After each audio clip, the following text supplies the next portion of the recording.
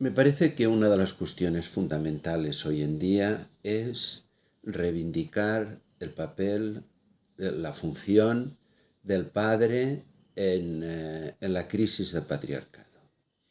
Es decir, hay un libro extraordinario, imprescindible, de un psicólogo italiano y sociólogo, Luigi Zoja, que se llama El gesto de Héctor y que está subtitulado Prehistoria, Historia y Actualidad de la figura del padre.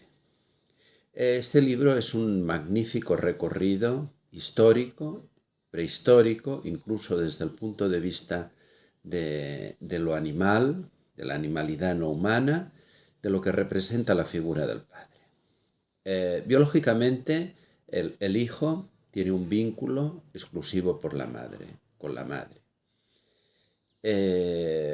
Vamos a ver, el padre tiene que hacer un gesto de reconocimiento, porque si no hace este gesto de reconocimiento, no tiene ningún vínculo. ¿eh? Tiene un lazo biológico, pero no tiene ningún vínculo simbólico. Entonces, el gesto de Héctor representa, desde el punto de vista de la mitología, este acto en el cual un hombre reconoce a través de un rito, a través de un acto simbólico, a su hijo. Es decir, con todas las transformaciones que hemos vivido en el siglo XXI, transformaciones que pasan por el cambio, digamos, de los modelos familiares, es decir, la aparición de la pluralidad de familias, cuestiones como, por ejemplo, la reproducción asistida, o sea, la reproducción por vías diferentes al acto sexual, la reivindicación de la mujer y sobre todo la crítica del patriarcado como dominio absoluto del padre, es decir, sobre la madre y sobre los hijos, fundado en la institución básica que es la familia y sancionado por leyes. O sea, este patriarcado que se pone en cuestión, que está en crisis, que está en declinación, por lo menos en las sociedades liberales, parece que lleva a un cuestionamiento de la figura del padre. Es decir, sin patriarcado, ¿cuál es el papel que corresponde al padre? ¿O no hay papel?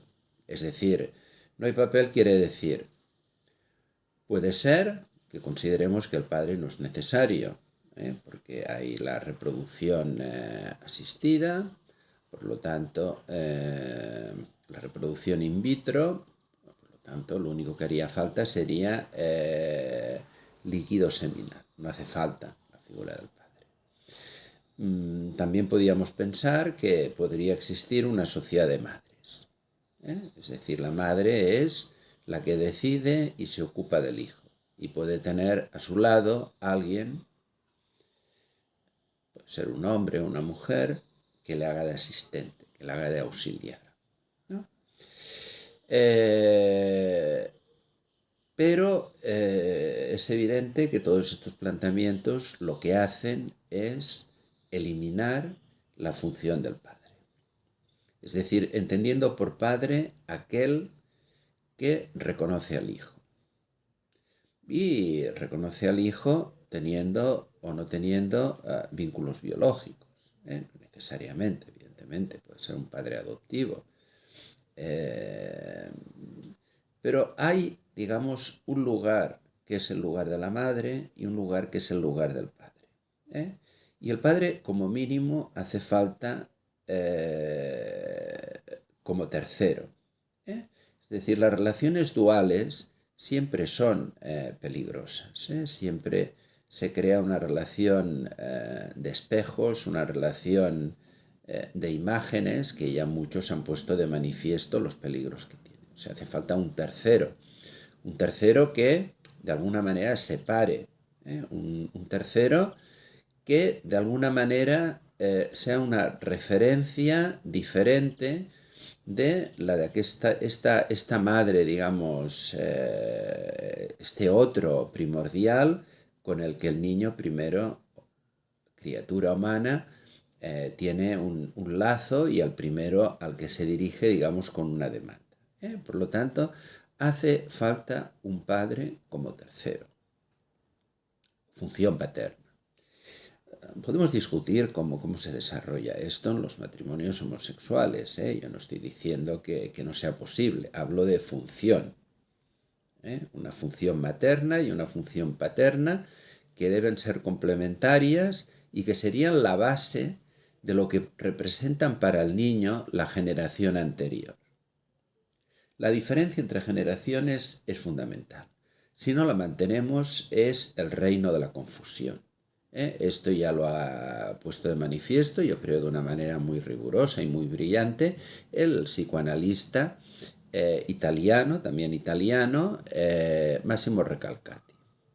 Cuando habla de la muerte del padre y cuando habla, por ejemplo, del complejo de Telémaco, ¿no? Un poco el padre, un padre que ya no es el padre edípico, que ya no es la autoridad, que ya no se basa en esta estructura patriarcal que es la que de alguna manera contempló Freud, más allá que Freud, yo creo que habla de funciones, o sea, Freud habla de una determinada sociedad, pero muchas de sus enseñanzas las debemos de actualizar.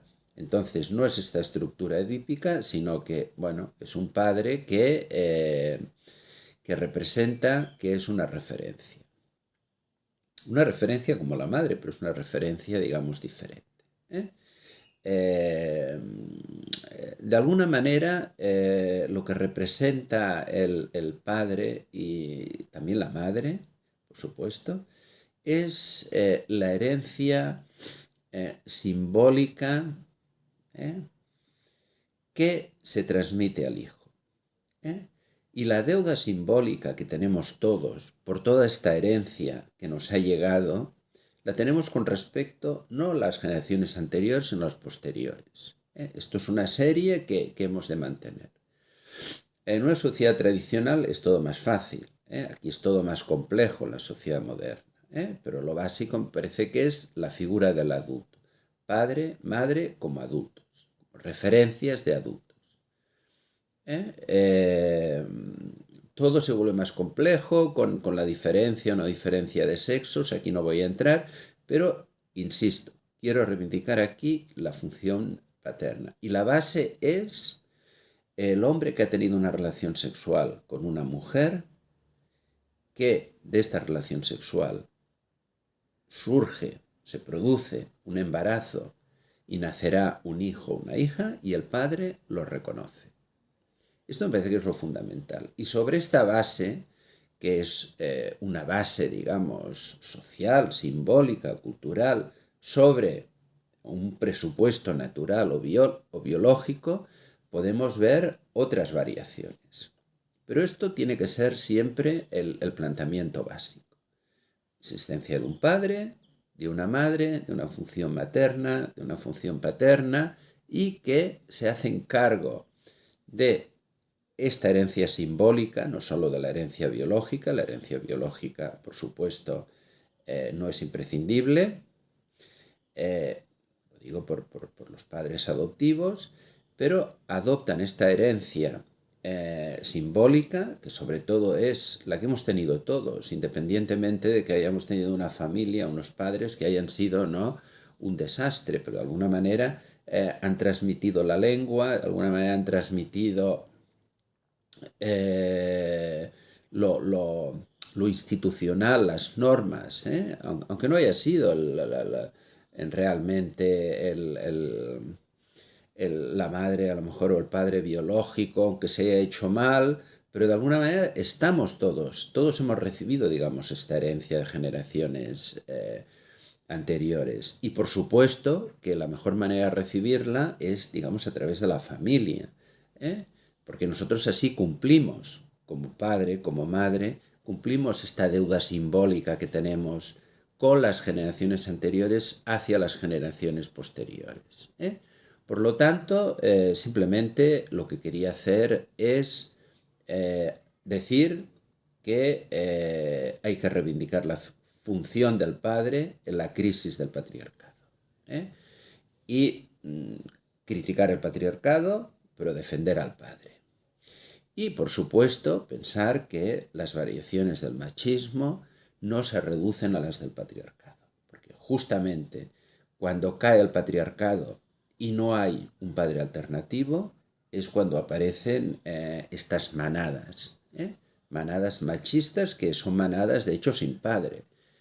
Son manadas de adolescentes, aunque tengan 40 años. Por lo tanto, que es fundamental mantener la función paterna al lado de la materna y así la diferencia de generaciones y dar a las generaciones posibles este modelo, esta referencia de los adultos que llegarán a ser.